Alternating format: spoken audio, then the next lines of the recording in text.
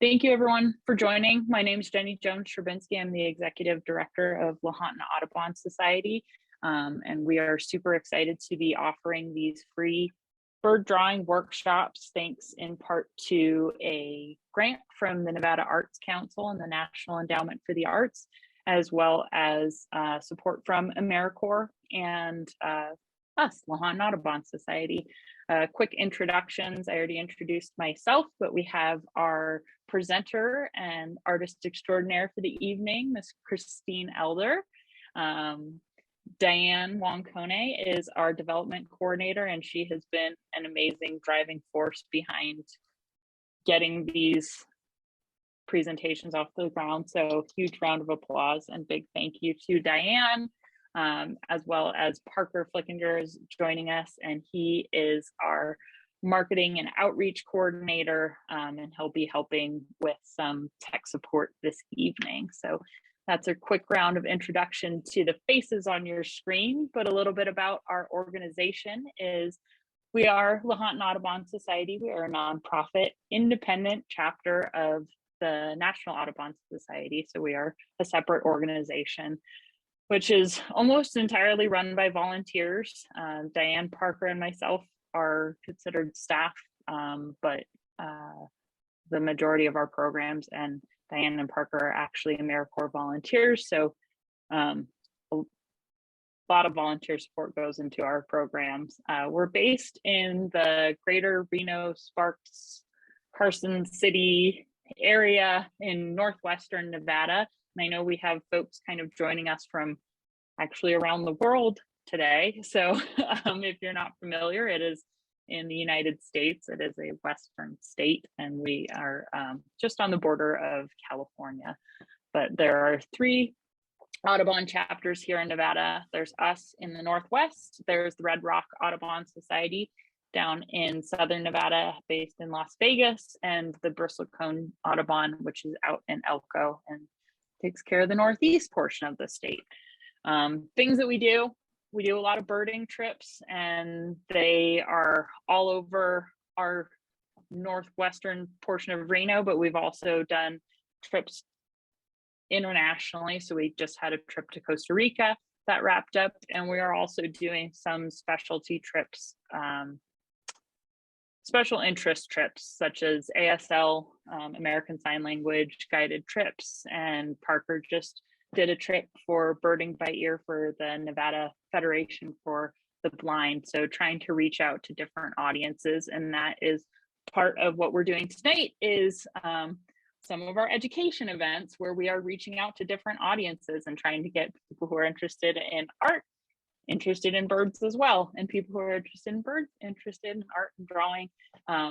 So combining all those things together, and we do a bunch of education events going out into schools, as well as some adult education events like these. And we also will have our Birds of Truckee Meadows classes coming up, so some local bird ID classes in the near future. We also have a lot of conservation projects going on. Like I said, we are very much focused on our volunteers, and we have a lot of community science projects going on. One working with the pinyon jay, doing surveys for that species, as well as we're doing shorebird surveys out at the Lahontan Valley wetlands, which is where we will be having our Spring Wings Bird Festival in a few weeks. So if you're in the local area or driving distance, come on out for that. And Christmas bird counts, important bird areas, all sorts of conservation work. And I already said Spring Wings, and you guys are here for our bird drawing workshop, so you obviously found us through that, but we also have photo contests and monthly meetings, and almost all of our programs we do offer for free. That is something that's very important to us. We try to make it accessible to a wide audience, but that means we are very reliant on donations. So if you have the ability to give and support, we greatly appreciate that. And a lot of folks have. And so I wanted to say thank you if you have donated to help support programs like this. It's great to be able to offer them for free. So thank you. And if you are interested in learning more about our chapter, I believe Diane's putting some links in the chat for you to check things out. NevadaAudubon.org, and you can reach out to us at contact@NevadaAudubon.org. You probably should have that email address because that is where you've got your confirmation link, and that's how you've been able to join us tonight. But for those of you not familiar with Zoom, or just to refresh you on the Zoom protocol for this evening, we are in a webinar format, which means that everyone but the speaker will be on mute, with the caveat of at the end during question and answer, we may let you unmute yourself if you'd like to. If you do have questions throughout the presentation, we ask that there's you scroll over your screen. There should pop up a little box, and there should be the option to either chat or Q&A. If you are answering if Christine asks a question about where are you joining us from and that kind of stuff, you can please put that in the chat. But if you have a specific question that you'd like to ask of Christine, please put that in the Q&A so that we can not lose that in the chat as it's going through. And we also should have the option for you to raise your hand, which if there's time, we may see if folks are interested in sharing their work at the end. Did I miss anything? This webinar is being recorded and it will be available. Hopefully tomorrow we'll get that posted. It is also being live streamed on Facebook, so there will be a recording there. And we do have automated closed captioning that you can feel free to turn on again in that little bar if you scroll through. But I am going to go ahead and thank Christine for joining us this evening and pass it off to her. We are going to put a quick little poll up at the beginning here where you can indicate your level of birding experience as well as your level of drawing experience. It's just on a 1 to 5 and it's optional, but it just helps give an idea of who we have joining us today. So with that, I will stop my sharing. I will put up that poll and I will welcome you, Christine. Oh, great. Oh, I see the poll in front of me here. Yes. Shall I close that out? There. Yeah, you can watch the answers streaming in. Great. Okay, great. Well, is my face big or is your face big? I'm not familiar with Zoom. Spotlight you. Oh, there we go. There we go. Wonderful. Well, thank you so much, Jenny and Diane and Parker. And I'm so honored to be part of this today. And it sounds like you guys do so much there at your Audubon Society outside of Reno. I am a native Californian. I live in Oregon now, but I grew up around Lake Tahoe and Reno and spent a lot of time there. So I'm just glad to be connecting with you guys and sort of be home virtually at least. So let's see, we're gonna get started.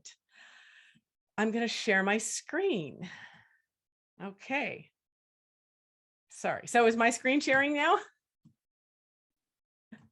Yes, we see a thanks to the sponsors, and it looks like we've gotten a good number of answers to our poll. I'm going to go ahead and stop it where most people are in the beginner.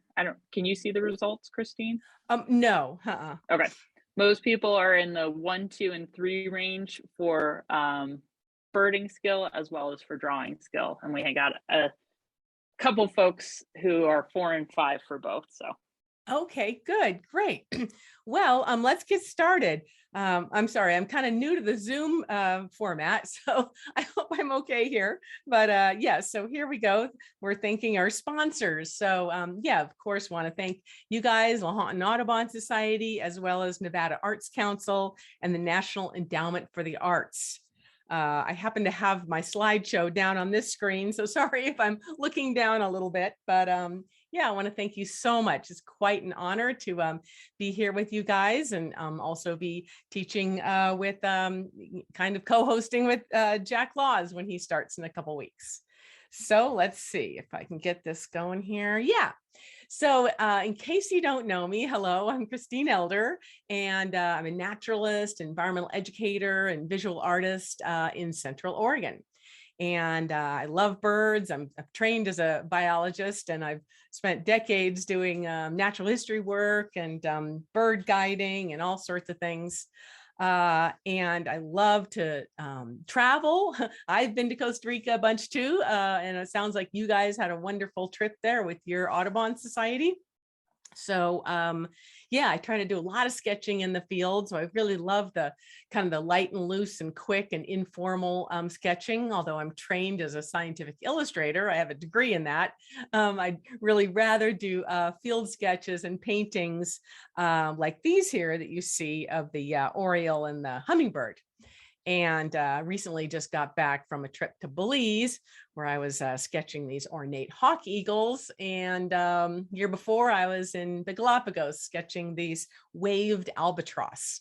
So I love getting out in the field, sketching, and I hope to inspire you guys to do that too.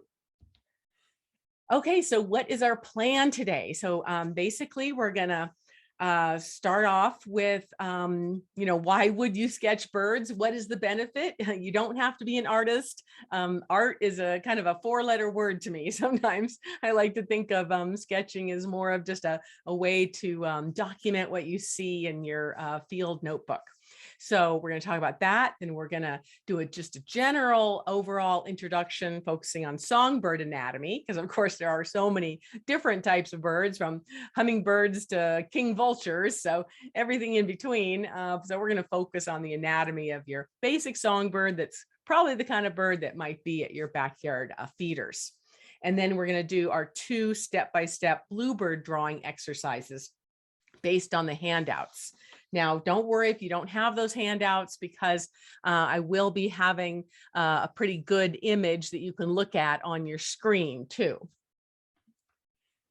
And since this is a huge subject for me, I teach lots of online classes on bird sketching, and I've probably done at least 100 workshops on birds and other animals. So sometimes I can't see the forest for the trees. So I wanted to make sure you guys had a background to go back and use later. So make sure you go to that resources page that you were emailed before and that Diane just put in the chat box, I believe.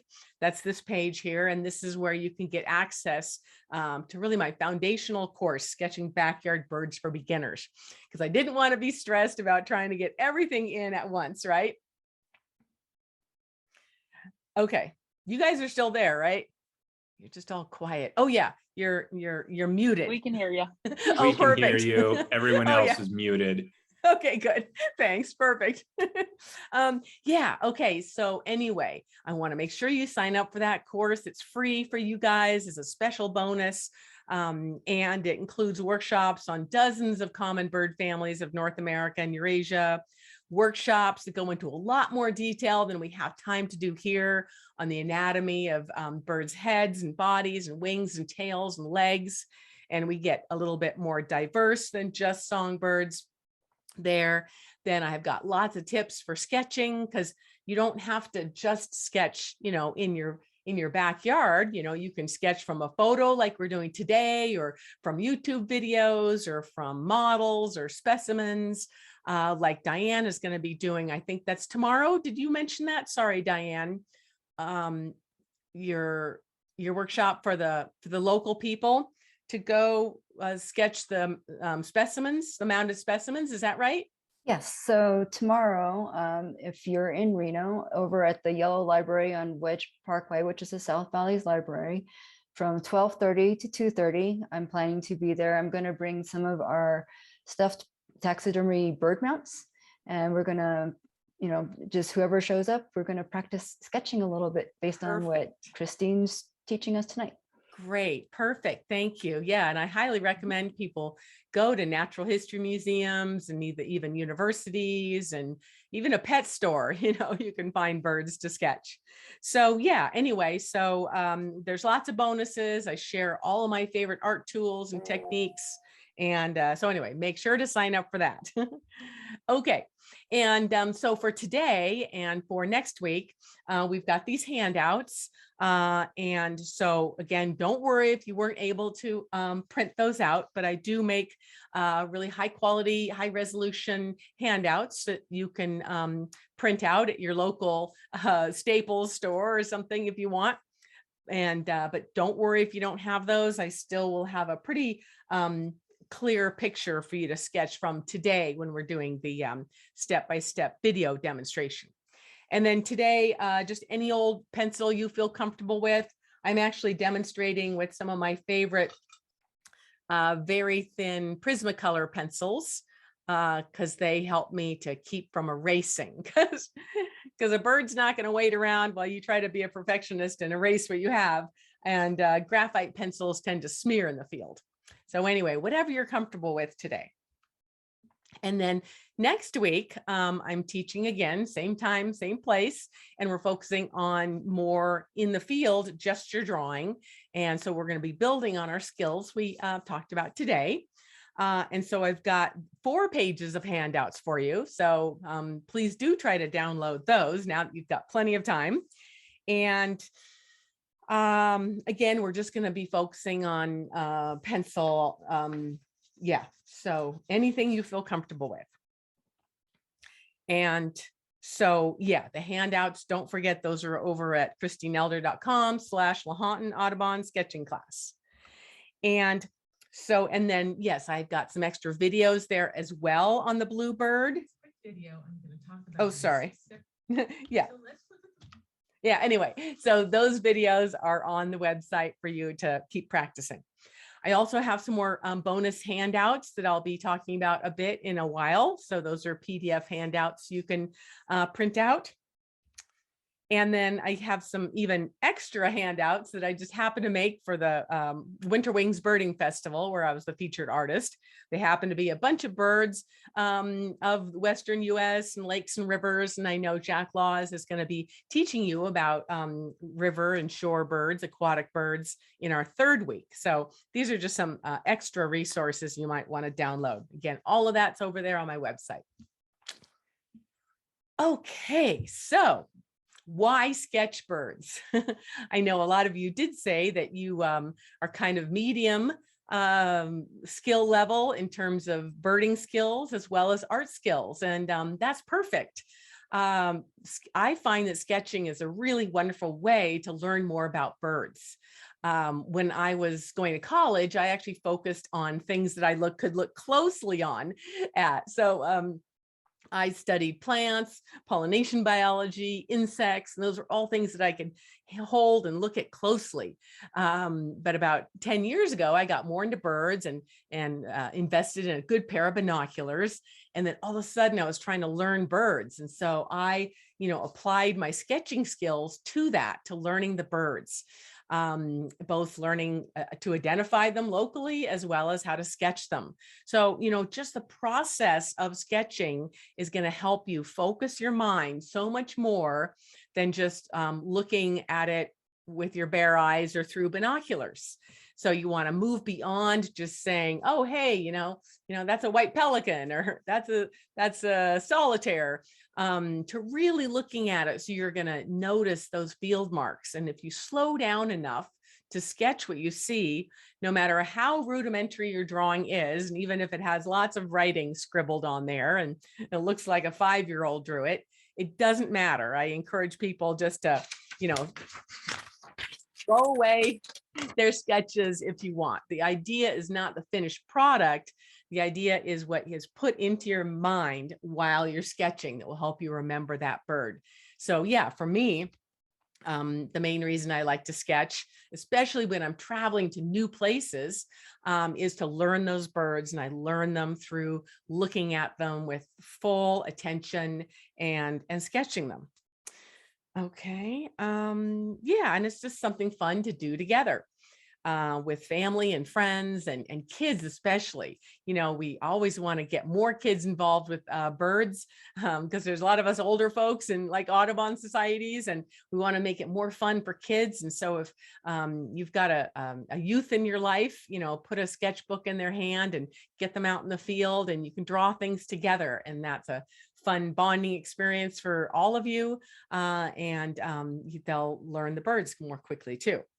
So yeah, here's just a picture of me the last time I was in Costa Rica, and I'm heading back there next month actually.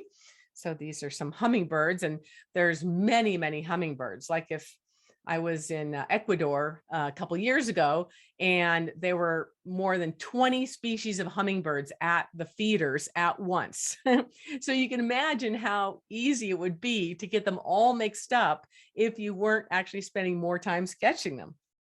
So that's my that's how I encourage you to the sketch is if for nothing else to help improve your birding skills as an intermediate or beginning birder. Yeah. Okay. Just a couple more examples. Yeah.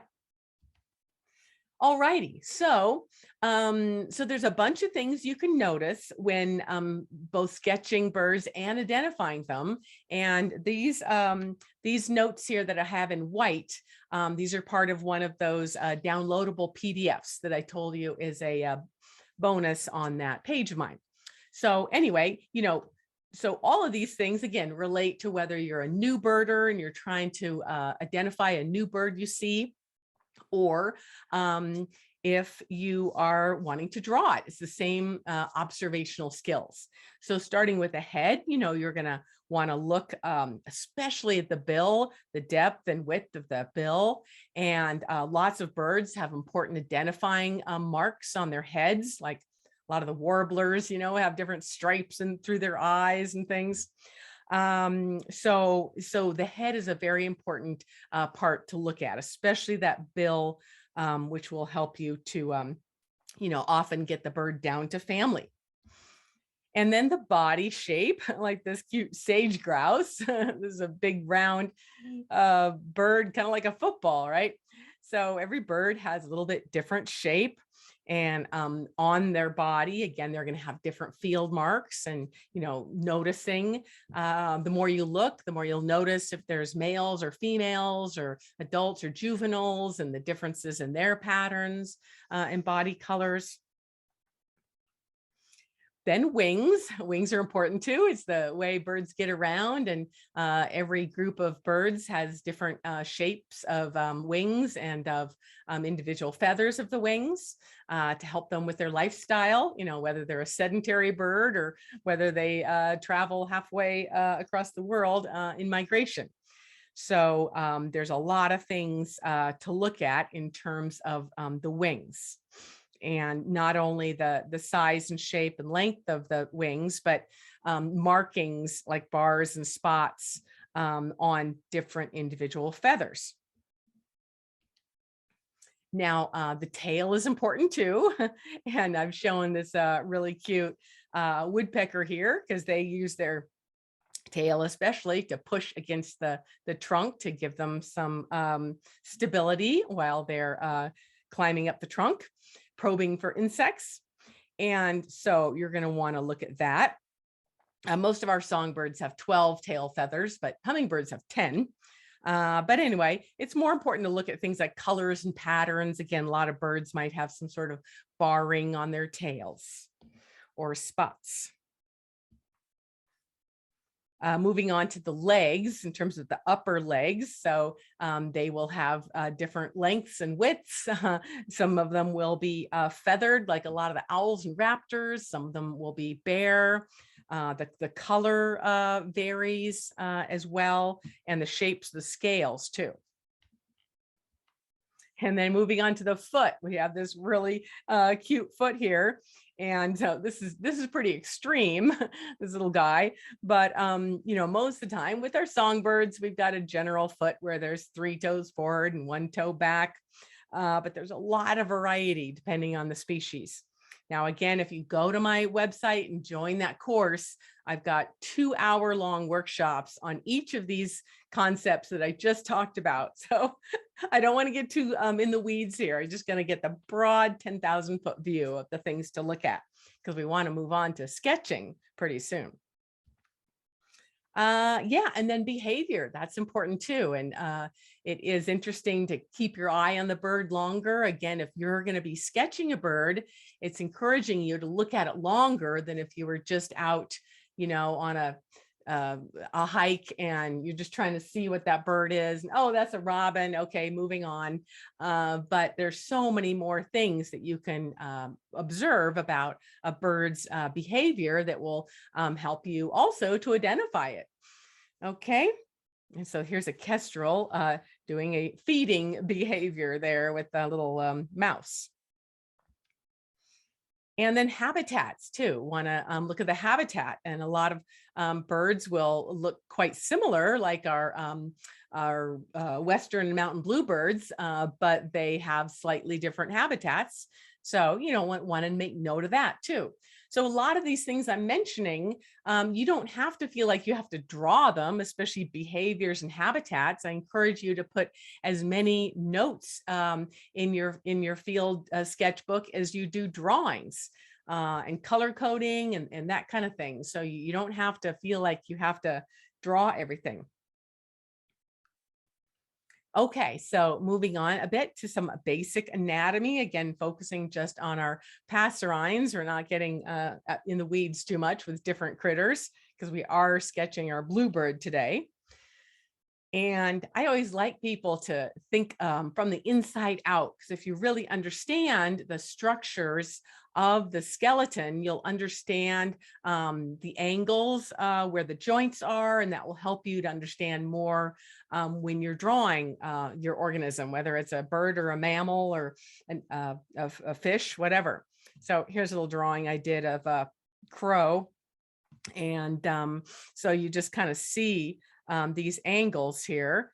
And again, I encourage you, if you get to go to a natural history museum and see mounted skeletons, especially if you've got a mounted skeleton next to a mounted, the taxidermied specimen, you can kind of understand what's inside and outside.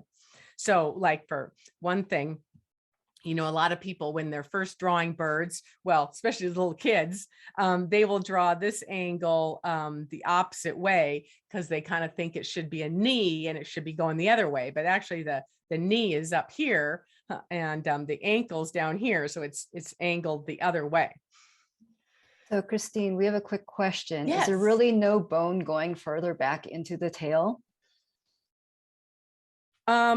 Well, I mean, there's some bones, tail bones here that come off of the hip area, and then those, you know, there's a lot of muscles and ligaments that are attached to the tail to let it move.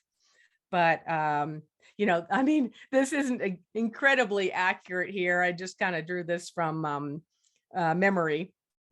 So it might go back a little bit farther. The bird might be too big, but yeah, anyway, that's the best I can do for that answer. Okay. Yeah. And then, you know, again, there are a lot of terminology with birds, right? And I don't want you to get intimidated by that and feel like you have to, you know, memorize and name all of these structures. But what is important to know is that there are a lot of structures and there are a lot of names to things, and different things have different colors or stripes or, you know, things like that, like eyebrow stripes here. So yeah, I mean, it's always better to know more than you show. I think that's a saying that Jack Laws has. So that's why we're talking a bit about anatomy. And here's another handout. This is kind of a very busy color-coded handout, but this again shows you that there's all of these different areas of feathers that are kind of separated from each other. And often birds will have field marks that follow those lines. You know, like a lot of birds might have a marking here on the auricular feathers, or just a certain coloring on the crown, you know, like some warblers. So it's good to know that there's a lot of these different feather tracks that happen to sometimes have different color patterns associated with them. And then, you know, when you're sketching in the field, a lot of times you're not going to see all these parts. But again, it's good to know more than you show, especially because a lot of times a bird might just be silhouetted, or it might be far away, or, you know, it might be low light. So I don't want you to be frustrated with trying to see all these parts. If you already studied them a bit and understand these different areas, then you can, you know, fill those in a bit, even if you can't see them. And like I said, I do have some short videos on that resources page on my website that kind of go over each of these parts. But yeah, again, with the rest of the body, each of these parts, you can kind of see them separately in good lighting. And that's one reason I used these images of the mountain bluebird we're going to draw, because you can see them so well. And I'll talk about them kind of more, you know, as we go along. But like the scapulars, you know, at the top of the wing, and the thumb with the 3 feathers there, and the primary coverts, and the primaries, and secondary coverts and secondaries. And so just seeing how those are different on the bird from the top and the bird from the side.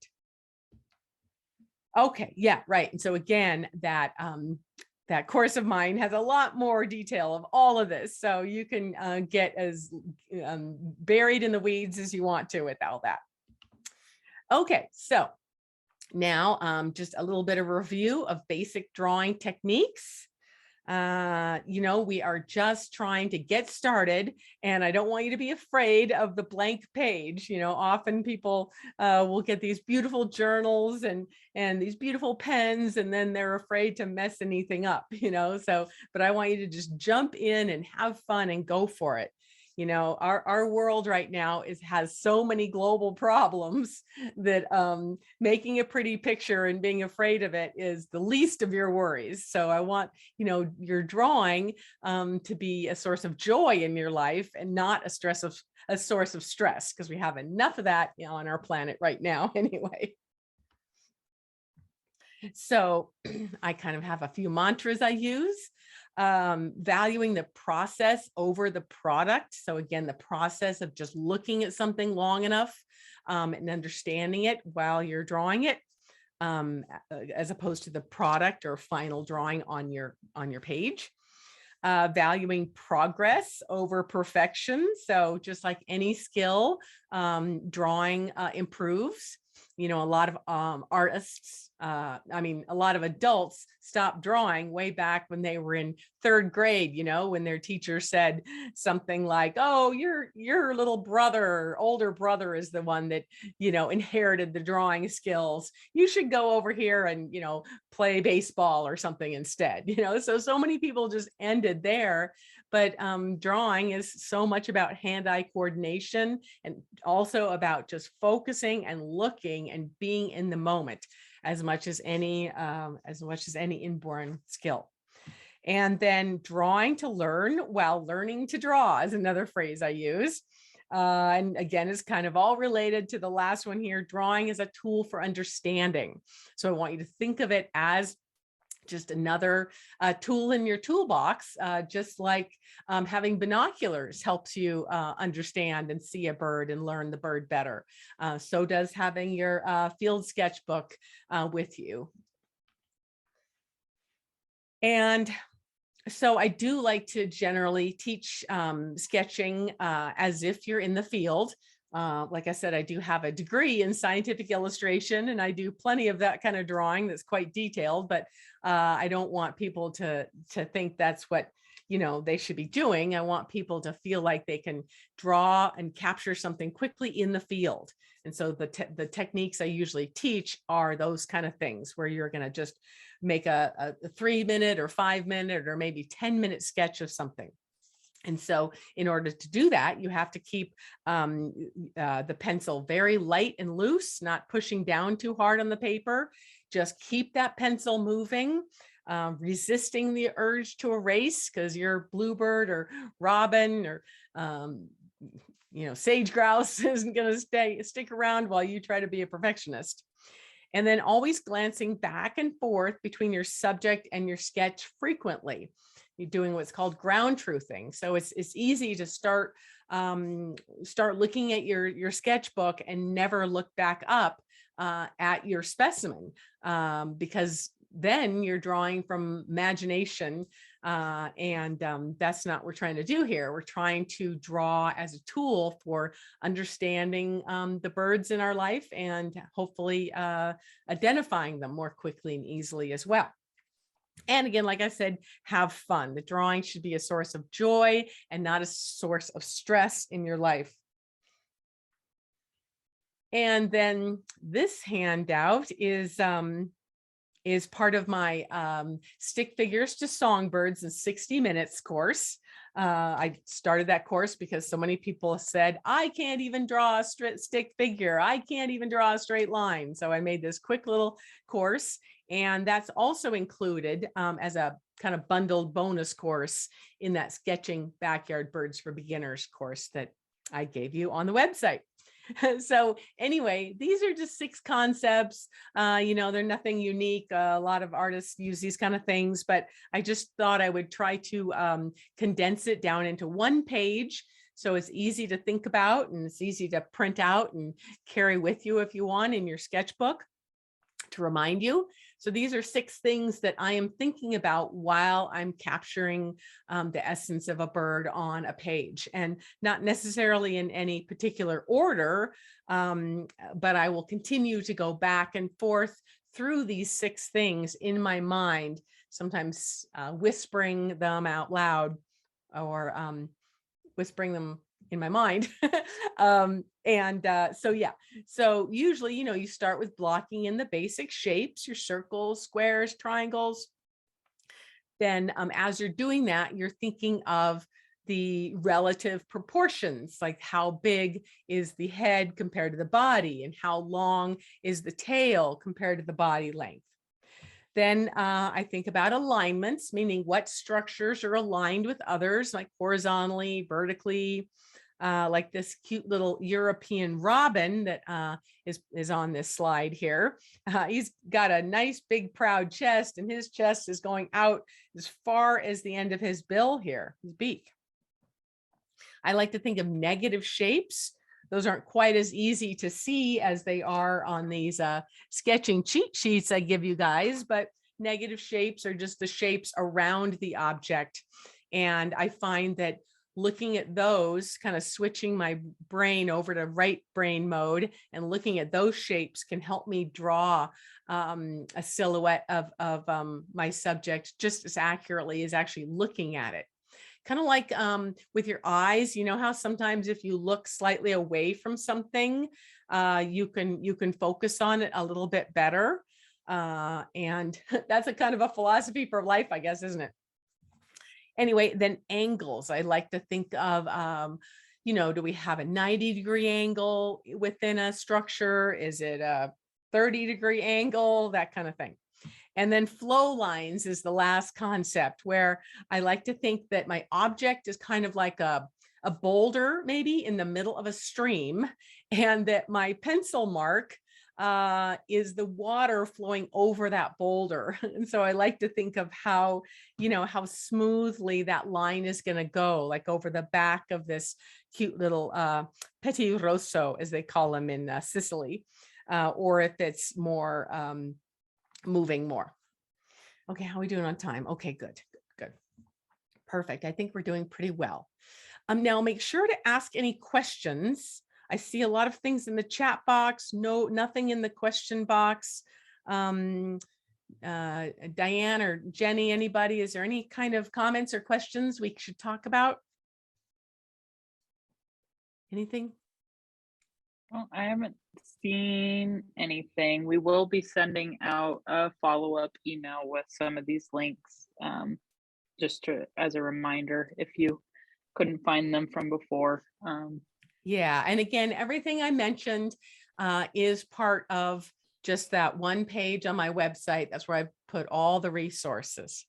So yeah, okay. And please don't share those. Those are a very generous gift that Christine has given to registrants from this course specifically. Thank you. Thank you. I appreciate that. It was made to encourage people to sign up for this because I want people to learn more about what you guys do in the Audubon Society. Yeah, and it's not to be shared with the general public. Thank you so much for that. Do you guys panelists have any questions about what I've covered so far?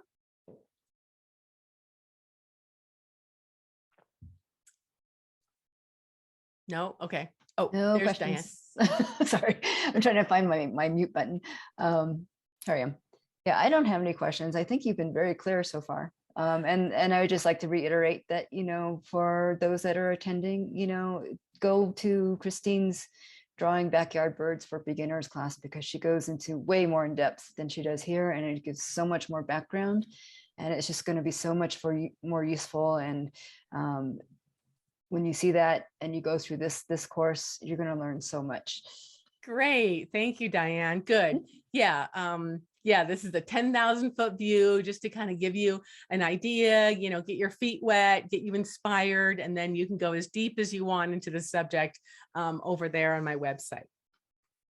Okay, well, I think we did get one question. Yes, Jenny. Somebody asked, how important is lighting when drawing a bird? Well, when you're out in the field, of course, you know, I mean, the better the lighting, the better you can see the bird. I know for me, it really helps if I can, you know, have my back to the sun. And so the bird is in the light. And of course, you know, certain birds like hummingbirds, their true iridescent colors only come out if they're facing a certain way with the sun. So, you know, I mean, it's great to be able to go out in the field and sketch, but yeah, you have to understand that there's going to be cloudy days, or the bird will be, you know, sitting at the top of a bluff or the top of a telephone pole 100 yards away. So I say that just draw what you can see. So even though, you know, what we're drawing today in this step-by-step demonstration is quite detailed, you generally wouldn't be doing that in the field. And next week is where we're going to focus more on those kind of concepts. So how to get the gestalt of something. So, you know, if something's backlit, the sun is setting and all you can see is a silhouette, just draw the silhouette. In fact, a lot of times a silhouette of a bird is very diagnostic. Like, you know, imagine in your mind's eye a mourning dove sitting on a telephone wire, right? That's a very different silhouette than a hummingbird or a robin, right? So, you know, don't be stressed in the field that you can't see everything as well as you can see on these pictures, right? Okay, let's get going. I want to stay on time. I think we have enough time.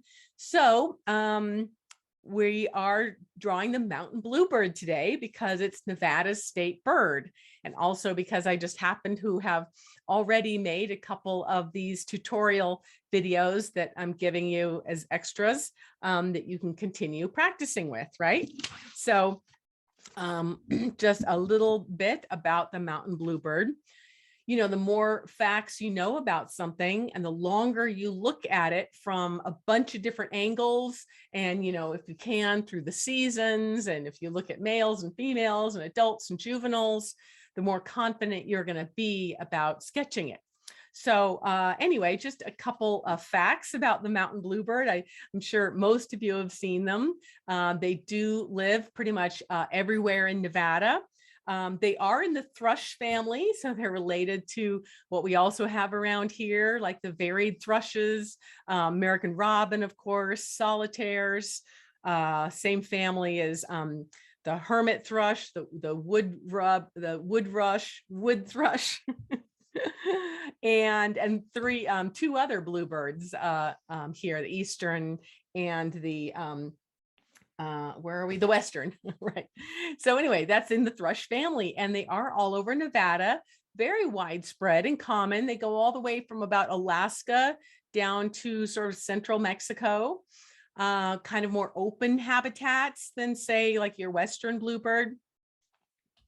Yeah, here's a couple pictures here, and they are just the bluest, bluest, bluest of blue. These are the males. The females are a little lighter. They do have, the females do have blue wings still, but the rest of their body is a bit more gray. So yeah, quite widespread: prairies, sage steppe, meadows, even up to alpine tundra. So that's another reason I chose this bird, because a lot of people have probably seen it or seen one of its close relatives. And it's it readily takes to nest boxes. So you probably have seen a lot of those around, or been part of maybe building and putting up nest boxes. But their ideal nesting area is in trees, like we see here. They are using old woodpecker nest cavities. And about 30 other bird species used woodpecker nest cavities as well. So it's an important resource. And they're kind of unique. Let me see, do I have another one? They're kind of unique for the thrush in that they are more, they feed in a little bit different way. They are insectivores like a lot of the other thrush families, but they can do some sort of fly catching and hovering on the wing, kind of like flycatchers. Okay, so let's keep going now. So who's ready to sketch? You can tell us in the chat box maybe who's got their sketching pencils. And maybe you have the downloadable handouts, maybe not, but that's okay. So we're going to do these guys. So you had a 2-page handout. We're going to do these guys, and then we're going to do this one. See how our timing goes. So I am going to, let me see, sorry, stop sharing my screen. Oh, wait, so I'm going to, no, I have to go back to the screen. I have to go, oh. Let's see. Sorry. Now things trying to go back to the, I've got a black screen and, oh, end slideshow. Oh, phew. Here we go. Perfect. Okay. There we go. So now I can share my screen again. Oh, we've got lots of people in the chat box. Let me see. Oh, I've got lots of people saying ready, ready. Okay, good. All right. So wait, are we looking at the slideshow right now? My face is really big now. I can see your face. I don't see Yeah, your we screen. just see your face. Oh, wait. Okay. So, oh, wait, sorry. Share screen. There we go. Oh, now am I there? Yes. Yes. Okay. So this is the first page of the 2-page handout. And there we go. So yeah, so we have looked at these guys a little bit and talked about the things to notice. These guys have really long primaries there. You notice those, and they're just about the same length or a teeny bit longer than the tail. That's called primary projection. So anyway, we are focusing on just basically doing a silhouette. We're not going to be doing any shading or any colors. The silhouette is enough work for now today. But I always encourage people to spend as much time as they need to looking at something first before they jump into sketching. Okay, so anyway, and when you're looking at something, just kind of saying to yourself the parts, like noticing the head and the wings and the bill, and just saying it, the parts to yourself, whatever words help you to think, the ovals and triangles. And he's sitting on the little twig there. So just taking a little bit of time and noticing those shapes before you get too far. And noticing all those parts that we talked about of the wing. And again, we're getting a lot more detailed than we have to be in the field, and that we will next week when we do gesture sketching, but I like to want to be detailed here to begin with. Okay, so we're going to draw the bird on the left first, and then the one on the right. And I like to just put little markings on the edge of my paper just to kind of make sure I'm going to make my bird the right size. It's easy to start drawing something too big or too small. Then I'm just going to draw a very light oval for the head. And I know you can't see this much yet, but you're supposed to stay very light as well. Now I'm just doing another oval for the body. So it's just like a big egg-shaped body. And looking at that very straight line that comes down the back to the wing. And then noticing how its left or its right wing is sort of a triangle.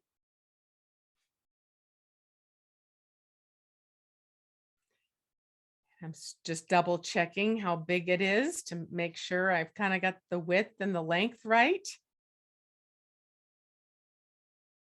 So I'm using this very thin colored pencil, and you can see I'm drawing very lightly. I'm just drawing the angle of the legs right now. We're just placing the foundation of everything first before we get darker. And so now that I've done that, I'm going to get a little bit more detail and draw a little, push a little bit harder on my pencil. So you'll be able to see it a bit more now. The top of the head and the neck and the back. And then just a line for the bill first. And then a little triangle for the upper and lower mandible. Double checking how wide it is. Now, I always encourage you to go back and watch the replays of these sketching tutorials. You can watch it more slowly. And stop it whenever you want, or turn off my voice to help you. So a nice big proud chest, and that line is going to be pretty light because those feathers are kind of puffed up and they're not as firm as the feathers on the back of the back and neck. So we're going to keep those quite light and fluffy looking.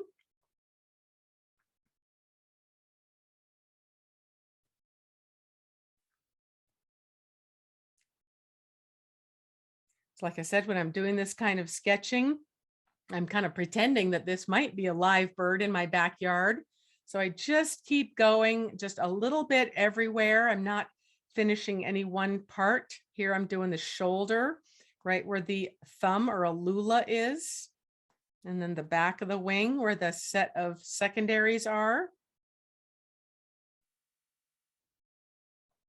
And always looking back and forth. Nice arc there of the wing. And again, they're really great acrobatic flyers. So they have these really long primaries compared to the length of the secondaries. And you see how long they are compared to the tail. So the primaries sort of make a little triangle there. And the secondaries make more of a rectangle. And the bird's left wing, we just see the side of it. We just see the side actually of those primaries.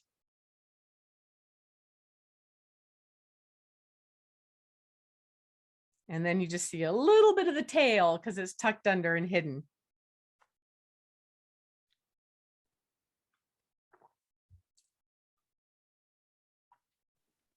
Hey, Christine, we're getting several comments from folks asking for darker lines. And I just wanted to note that this was pre-recorded of you drawing. So Right, because it's impossible to do it at the same time for me. yeah, But that's a good comment. So yeah, I do try to draw as lightly as I'd want you to draw. And so it is getting darker now, and I've got it frozen for a moment. So maybe people could catch up while we talk. Just a sec. Let me do a little throat spray here. I happen to be getting a cold. So I've got it frozen here for a minute while you can catch up. So yeah, when I'm drawing, even though you can't maybe see the lines as well as you'd like to, and of course these workshops are always good to watch on the biggest monitor that might be available to you. So not your phone or your iPad, just FYI for the rest of this series of 5 classes. But, you know, I like to try to go very lightly a little bit everywhere on the bird, just in case he flies away after 30 seconds or a minute. But if he's still sitting there on the branch, like this very tame mountain bluebird is doing, then I will continue to go darker and darker. I'll go slower and slower, and I'll try to get more and more accurate as I go. So the lines you see are getting a little darker. And even if you can't see them very well, you can kind of still see the way I'm moving my hand. And that's the important thing that I want you to kind of notice is I'm going over things over and over and over with the lightest touch possible, just almost like I've got a little feather in my hand and I'm just tickling the paper, right? So so that's, you know, what I really want you to notice, even if you can't see the lines as well as you'd like to. So anyway, let's keep going, and you'll see the lines will be getting darker and darker. So I always do it pretty light the first time, like here's the ankle area, and then the bend of the tarsus. And we've just got that one toe. It's going to be wrapping around the back and the 3 toes around the front, but we don't need to get lost in the weeds of that detail. Don't get worried or intimidated. Again, I do a whole 2-hour workshop on anatomy of legs and toes in my course. You can go check out.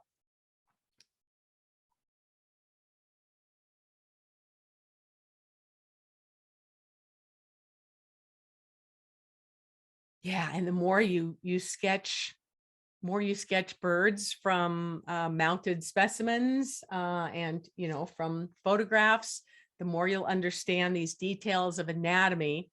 And, you know, I might suggest if there's one favorite bird you have that you see a lot in your backyard, like maybe an American robin, I would practice as much as I can from photographs and from YouTube videos.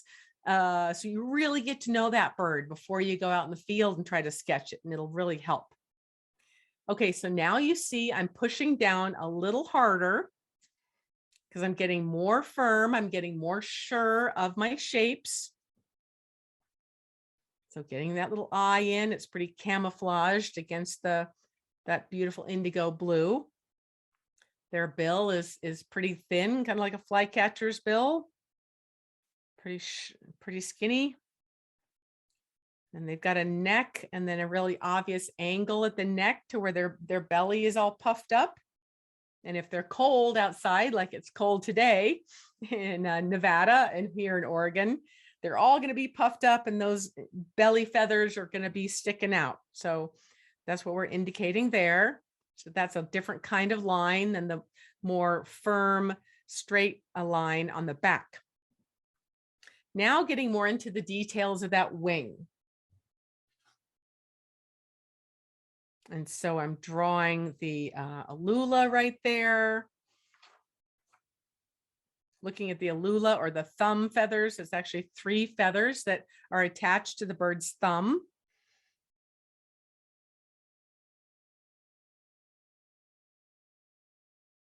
And then the primary coverts. That's another little triangle that's below that.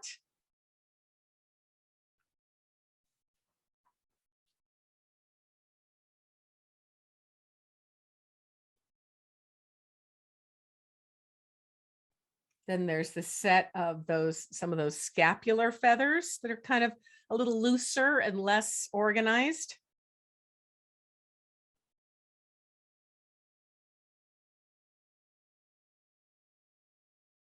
Then there's the secondaries. So they're kind of a rectangle.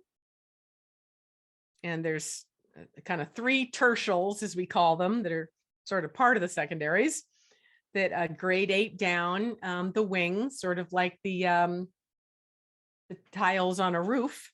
I'm looking out the window there.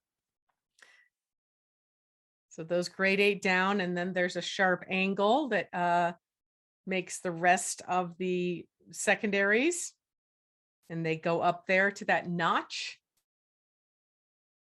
where the primary covert was. So we're getting a lot more detail than we'll probably be doing in the field, but getting this kind of detail and looking at these sorts of photos I provided that show the parts of the wing really well is going to help you to memorize those parts. So even if you can't see them very well in the field, you can kind of at least get those basics. So now a big triangle for the primaries. There's usually 10 of those, I believe, in songbirds.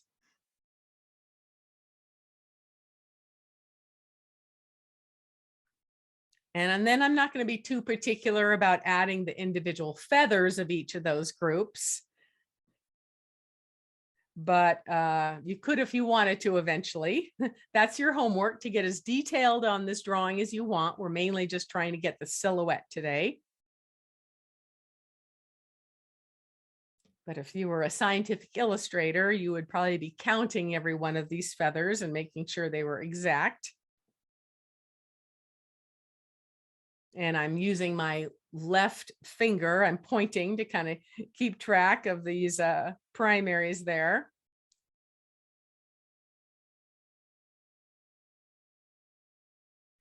And then there's that little divot in there where those first few primaries a little bit narrower than the other ones. It's kind of hard to see, but it's not that important. So I was trying to get a little bit more perfect there. But that's a little notch where those primaries a little narrower, and that helps them to be more better flying. I think more agile or something. Anyway, then there's a little negative shape you see between the left and the right wing. So those primaries are mainly look black on that left wing because you're only seeing those very edges. And often a bird will have black wings and tails, or at least the end of them are black, because that's that black pigment is made of melanin, which is a strengthening pigment to help them be more strong. So anyway, I'm just showing, you're seeing those left wing primaries. And then lastly, going to squeeze the tail in there just a little bit. It's mainly hidden by the bird's right wing primaries, but it's that beautiful light blue. So I'm just going to add a little bit in there, a little shadow. I am doing a little bit of erasing, and I'm using this really cool Tombow mono eraser that is impregnated with sand, and that helps to erase colored pencils. Colored pencils aren't as erasable as graphite, but again, they don't smear as much, and they're much better for the field. So now firming up the tarsus and the toes there. And the one toe wrapping around the back and the three wrapping around the front, although you don't see them very well. Again, don't be stressed if you can't see something. And among the songbirds, you know, it's not like they have a lot of diversity in their legs anyway. There's nothing too diagnostic about them. Well, compared to like that grebe we were looking at earlier with the funny toes. So Christine, Yes. we had one comment. Can you talk a little bit more about measuring the correct proportions on the bird? Yeah, you know, and sometimes I think you see I'm bringing my pencil back and forth and kind of measuring. So I'm just looking at each part and just relatively looking at how wide and long it is, and like comparing like the size of the head to the size of the body, and yeah, I don't know, that kind of thing. I'm not quite sure how much more to answer that. Just continuing to look back and forth, just yeah, the relative proportions and sizes of those various shapes of circles and triangles, rectangles.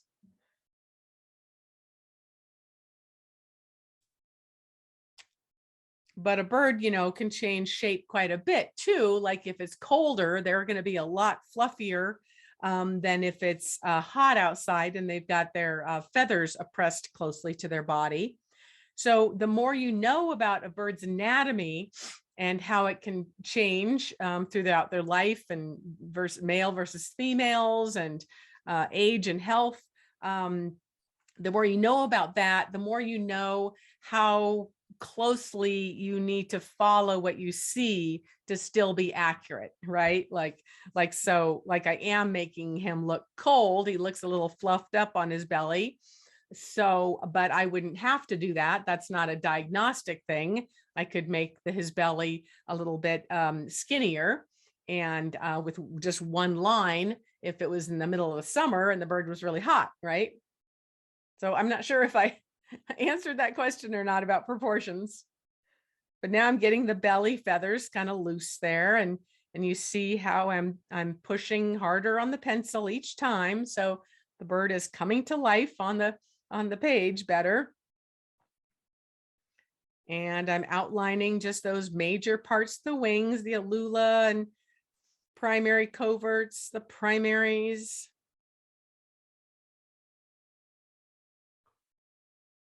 And the edge of each primary.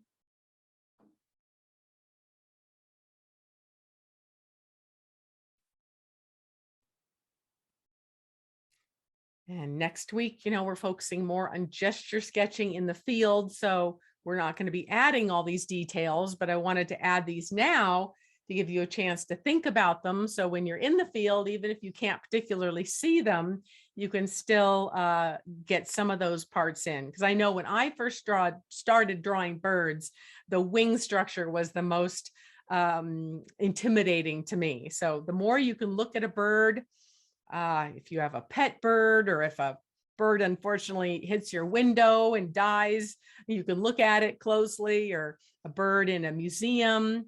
The more you can really study those wings and how the various feathers overlap, the more accurate you're going to be and more confident too. And then I was using the side of my pencil just to get a little shading under the belly, because it's under the shadow of the wing. Any other questions before we move on? We're going to do this other one that looks a lot harder. No? Okay, we're going to keep going. Okay, and so, yeah, so I chose these photographs because they show all of these parts really, really well. So in this photograph, the bird is flying away from us and we're looking at his underside. Whereas on page 2 of your handout, you're looking at the bird from the top. And so you can really study those photographs to really help you understand how the wings are structured and how the feathers overlap and that kind of thing. So you guys up for trying this next one? The chat box, who's ready? And your homework is to, you know, keep getting some more detail on the first bird. And, you know, even draw the same bird, 10 times. You're not expected to, you know, be perfect the first time, just like when you first learned to ride a bike and, you know, you fall off of it, 100 times, but that doesn't mean you're going to give up. You keep working on it until you master it. Okay. So anyway, any questions in the chat box, or how we doing? You guys ready to move on? It is 6:10, so we want to get going on the second one. Okay, so everybody's quiet. We're just going to get going then. Everyone's drawing. So just again, looking at a little bit, noticing those basic angles. I'm just kind of drawing over the body very lightly, making myself think about those shapes as I'm tracing them. Seeing the tail and the undertail coverts and the primaries and secondaries and underwing coverts. Those are all those short little feathers underneath that help everything be more aerodynamic.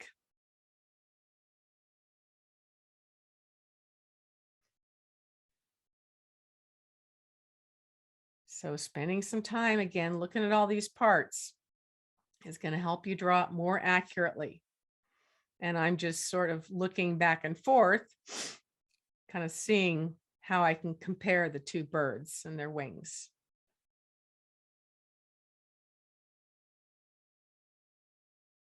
So now I'm going to make just a very light little line. Or wait, what am I doing? I'm sorry, forget it. I'm placing my bill there first because I just don't want to run out of room. So starting where my bill would be, I'm just trying to draw a very light arc that just traces the body length kind of. And then I'm drawing a little circle for the head like I started with the other bird. And you see again how I'm going around and around, just those ghosted drawings, pencil lines that you can barely see. The belly there.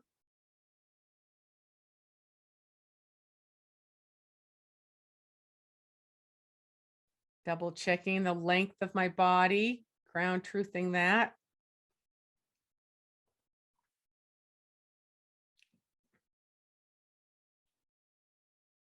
Then the tail.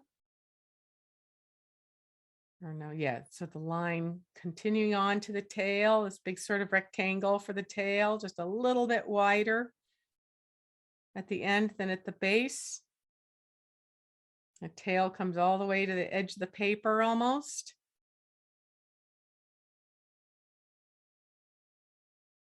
Noticing, double checking the length and width of the tail, belly and neck. Now firming that up a little bit more. So you see now, you see my lines getting darker and more confident. So once I've placed that line, I'm going to do some more details. The forehead and belly and tail. So even with colored pencils, you know, even with ballpoint pen, you can get a lot of different values with the one pen, depending on how much you push. So really take advantage of that characteristic of your drawing materials. Now we're going to get the top wing. That's the bird's left wing. Just noticing it's coming forward of his head compared to the other wing. The left wing is coming forward. So that's kind of related to my concept of alignments. So if you're going to have a vertical line between the bill and the end of the wing, it would come out closer to that left bird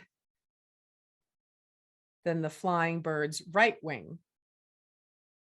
So now just blocking in the basic length and width of that whole wing before we start looking at the particular parts. And there I'm showing how that's the bird's right wing is farther away from us and farther to the right on the paper. So I'm just going to block in where that is. A little arc of its neck and then its shoulder and alula area and primary. Again, just kind of a big triangle.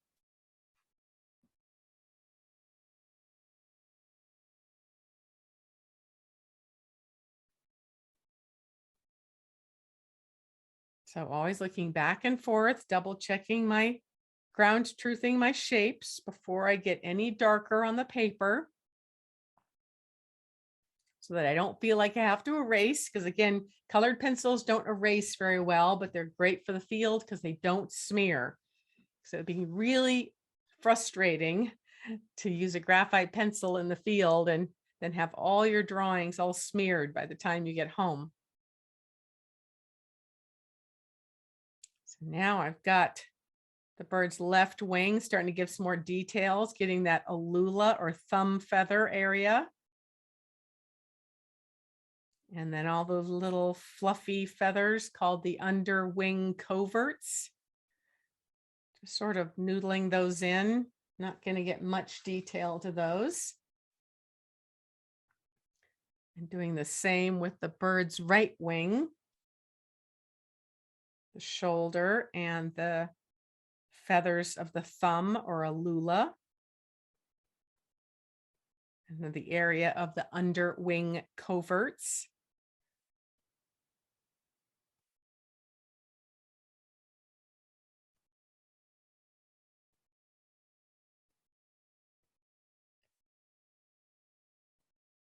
Then placing the legs, and you see a nice negative shape between the bird's right leg that I'm drawing and its tail, whereas the bird's left leg is pretty much on top of the body and the tail.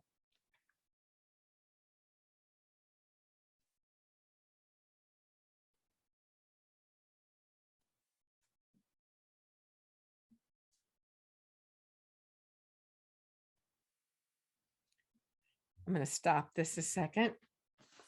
So sometimes at this point, when I've just got a really light ghosted line of the whole thing, and if I'm drawing from photographs, can't do this from a real bird, if I'm drawing from photographs, I will actually sometimes turn my paper upside down. Can you see that very well?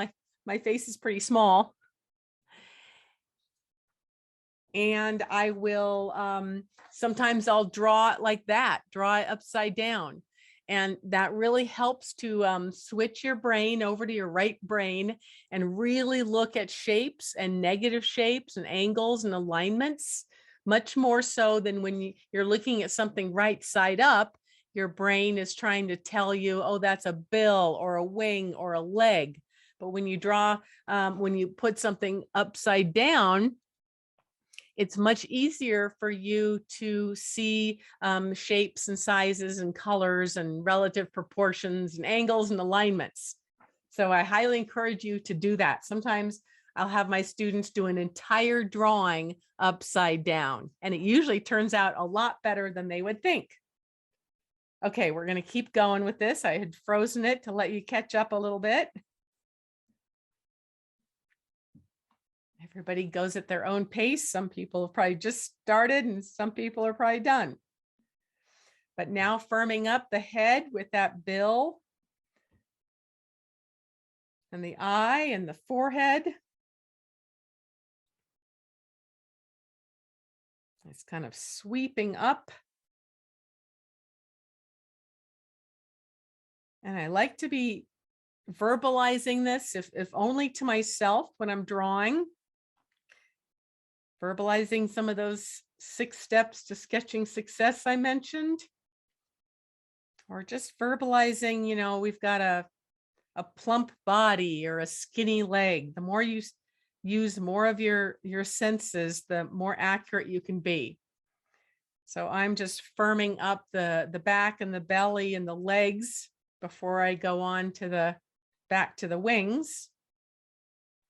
And here again, noticing those nice negative shapes between the legs and the tail and wing feathers. You see that kind of brown sky behind. That's when looking at negative shapes helps a lot. Now I'm drawing the fluffy feathers of what's called the undertail coverts. And those are a little bit fluffier and less particularly well organized than the tail and wing feathers. So just kind of noodling that in lightly. Then finishing up with the tail and noticing which feathers sort of overlap. The feathers on the tail from the underside overlap. They're on top. From the underside, they're on top. And so each one going inside towards the center of the tail goes under, under, under, under. And there's usually kind of 2 pairs of tail feathers, 6 each, but we're not counting them all. We're just trying to give the idea, the gestalt sort of.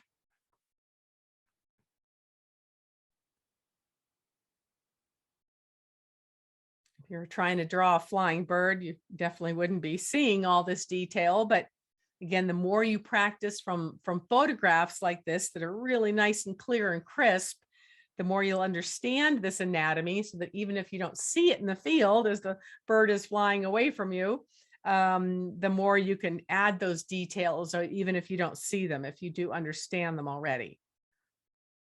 Okay, so we got the head and the belly and the legs and the tail. Now let's firm up the wings. So going back again, firming up that shoulder and the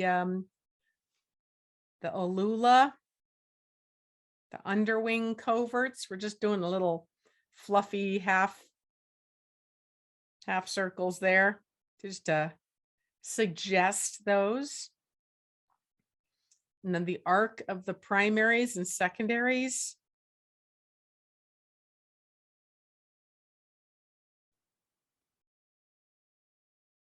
And I'm pointing with my yellow pencil just to help me be a little bit more accurate in looking at each one and noticing how the first 3 or 4 get longer and longer, and then they're getting shorter. So I'm just pointing with my yellow pen at each one, looking back and forth as I draw it. You don't have to get this detailed, but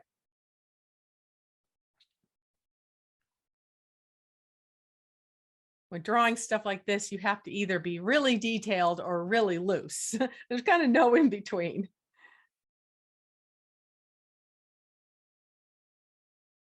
So I am just looking back and forth at my pencil and trying to keep track.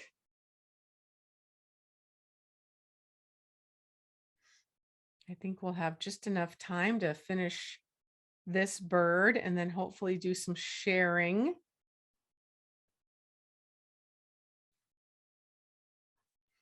The other video I was going to show you is on the resources page anyway.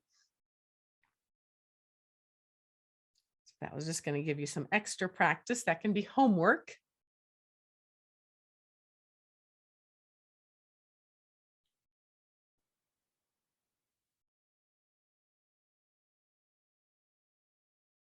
So now just firming up each of these wings.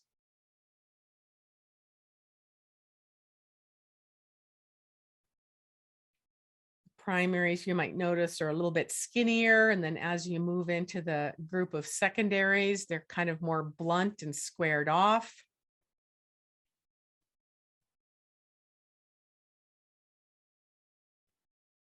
Then the bird's right wing.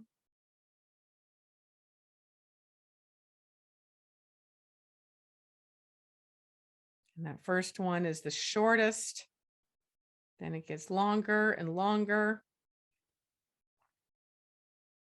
Ground truthing with my yellow pencil.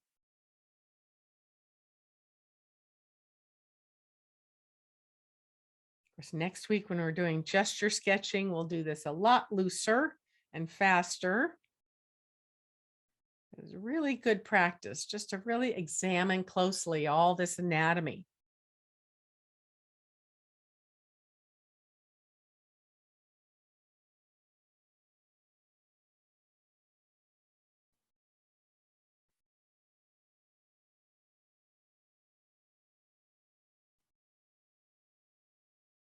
And then firming that up.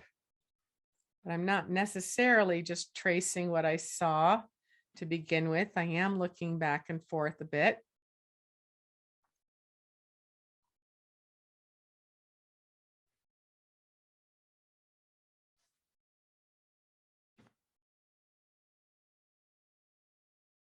And getting those underwing coverts. All those little disorganized, fluffy feathers.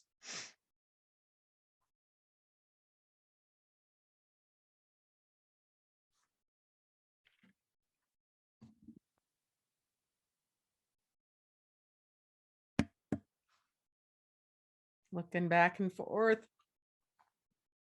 The longer you're looking and observing, the better. Okay, so one more time. Again, I always go over the whole bird multiple times because I'm pretending I'm out in the field and have to get the quickest drawing I can first. And if he hangs around, I can get more details. So this is the last time around where I'm looking, but not necessarily tracing. I'm still ground truthing, looking at my subject to see if I can get any more accurate. And I'm pushing harder on my pencil.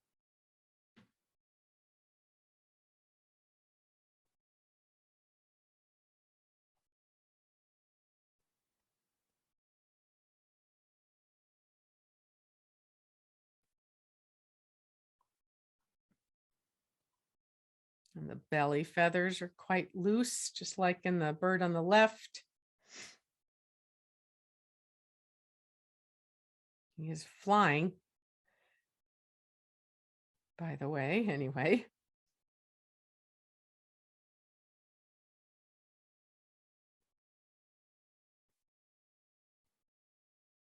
And then just a few lines there to show that he's flying.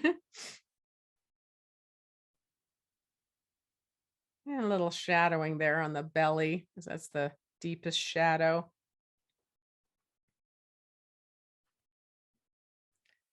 But a lot of times, this is just where we'll stop. And if I were going to go any farther, I might switch to watercolors or adding some other colored pencils. But I always start this just getting my basic, outline silhouette going. Okay, how we doing, panelists? You got any questions? How we doing? There is one question that came in. Have you ever had an issue with the Tombow eraser damaging the surface of your paper if you follow it with watercolor paint? If I do what? No, that's a good question. No, they're pretty subtle. The sandy stuff inside those is very fine. Just like there's different grades of sandpaper from like 100 to 800 or something. The grains that are embedded in that eraser, I'm trying to look for it, are very fine. So I haven't had that much problems with it. But again, I'm not usually erasing. I'm not usually using that too much. Yeah.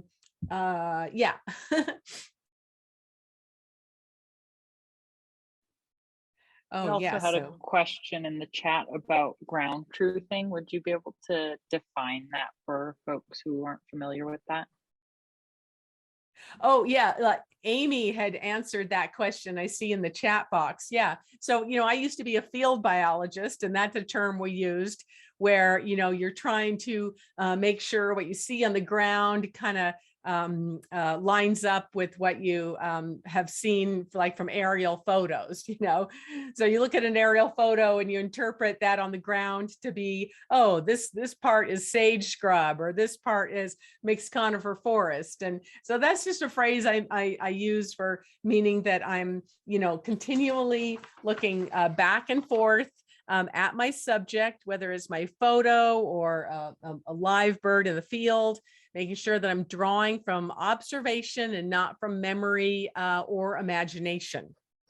Although next week we'll do a little bit of drawing from memory too, because sometimes when you're in the field, it's better to look at a bird as long as you can, especially if it's rare. And then once it flies away, start sketching it. But anyway, that's a different concept.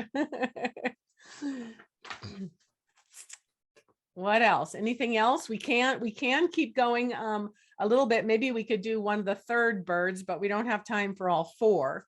What do you guys think? Does anybody want to share yet? If you would like to share, click on the raise hand button, and then Jenny can get you to share your screen, and you can share what you've done. Yeah, that's always fun. And don't be intimidated. You don't have to share your picture, but it is fun to see people's faces and to have them ask questions live.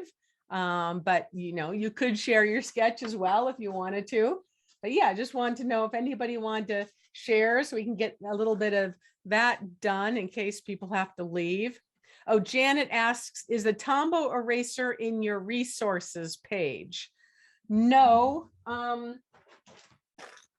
It's just called I think the company is Tombow. It's called the Tombow Mono Eraser. And yeah, I don't have it right here, but I'm sure you can find it online. Maybe somebody can find it on Amazon and share the link.